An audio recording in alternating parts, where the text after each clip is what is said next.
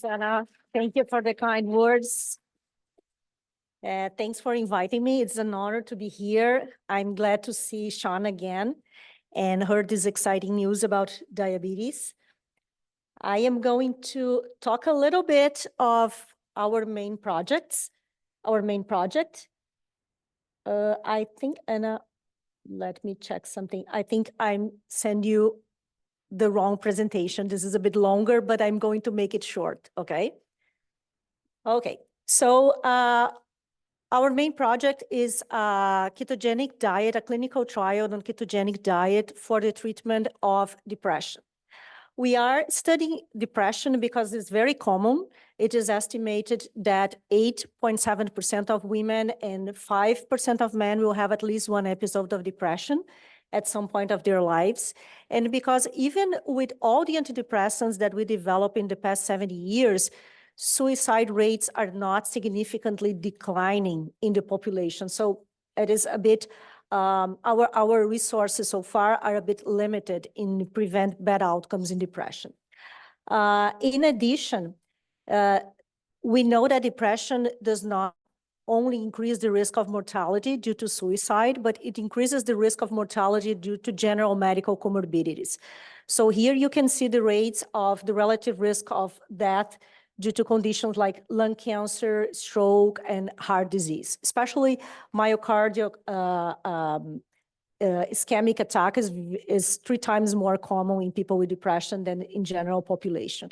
So it makes us think, what is wrong with mood disorders? What is happening in the body of people with depression and bipolar disorder, which makes them die so early and have a lot of general medical morbidity? So several hypotheses, we have been working with several hypotheses for the past almost 20 years. I was calculating when I was coming here in the train for how long we have been talking about inflammation and mitochondrial health in mood disorders. So we have a moment in which we investigated inflammation as the main focus.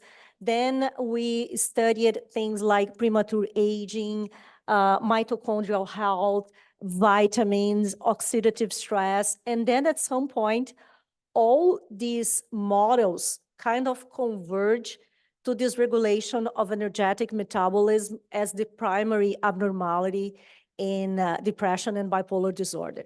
So if this is a problem, maybe we could target this energetic dysfunction to improve outcomes in depression.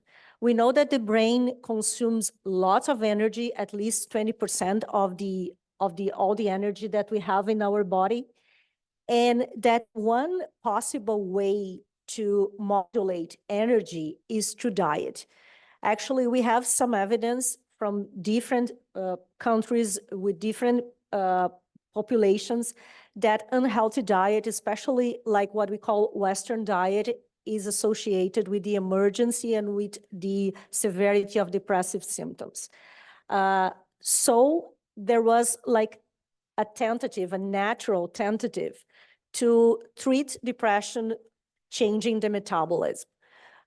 We tried to use intranasal insulin. We did a clinical trial at Toronto Western with intranasal insulin. It did not reduce the severity of depressive symptoms. It improved a little bit the cognition, but it was not a very robust intervention.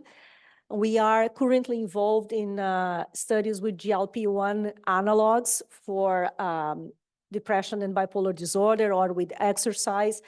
But our group became specifically interested in diet and how we could somehow manipulate diet exactly in the way that Sean mentioned to you as a treatment. When we take a look in the literature for depression, we have basically 2 different diets investigated for depression. We have Mediterranean diet. So far, we have 3 RCTs. And we have the DASH diet, which is a diet developed for hypertension.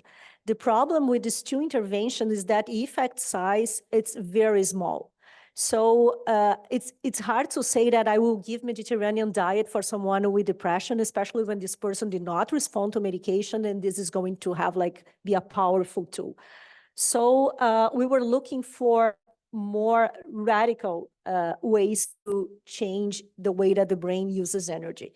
So we found a story about the ketogenic diet in epilepsy. This is an intervention that had been used since when the anti-epileptic drugs were not available.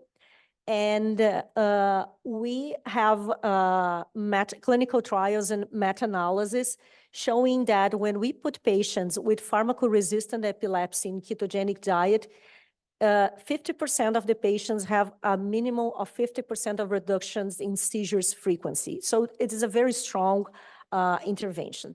So we decided to start to investigate ketogenic diet as a way to treat depression.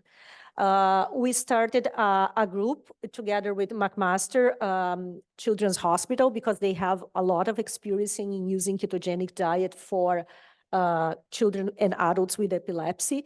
And then we got a grant from the PSI Foundation to develop this project, which is called Clinical Cognitive and Biological Outcomes of Adjunctive Ketogenic Therapy. So we are giving ketogenic diet in addition to conventional first-line antidepressants, SSRIs, SNRIs, or bupropion, in individuals who have an incomplete response with one of these agents.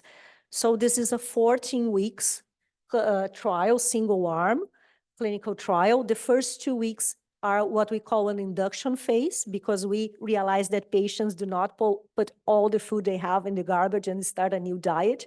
Usually people, do a transition.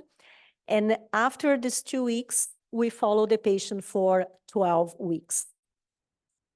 So far we completed the first 10 patients. We can see in that list the medications they are having. All of them are common medications. We didn't change medication during the 14 weeks.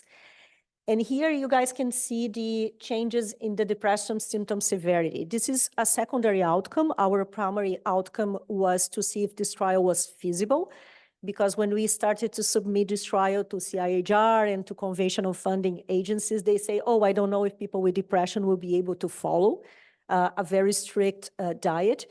So you can see that only 2 patients do not complete the first 2 weeks. And all the individuals that completed the first 2 weeks and persisted in the diet had significant reductions in the severity of depression symptoms.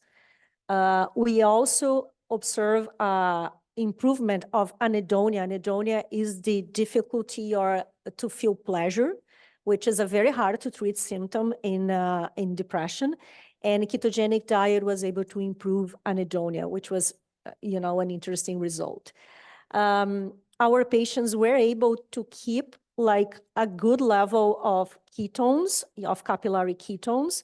0.5 is considered like a critical level to say that someone is in ketosis. So it makes us think that this can be a useful intervention for individuals with depression. And the purpose of my presentation today is to encourage you to maybe look for, ketogenic diet, low-carb diet, or exogenous ketone supplementation in brain-based diseases, because this could offer like a metabolic way to treat these disorders. I would like to add that our patients sometimes message us after the trial or write some emails, and it's very nice to see them, notice like not really that they don't feel depressed, but that they feel like alive again. So it has been like really exciting to see these responses. I don't want to be overexcited about this because it can be a placebo effect. We need control studies, but I have no doubts that this is like a promising treatment that should be more explored. I'd like to thank you for having me. I'd like to thank you for your time, and to my students, my research collaborators in McMaster University here at UHN. And I think this is it. Thank you.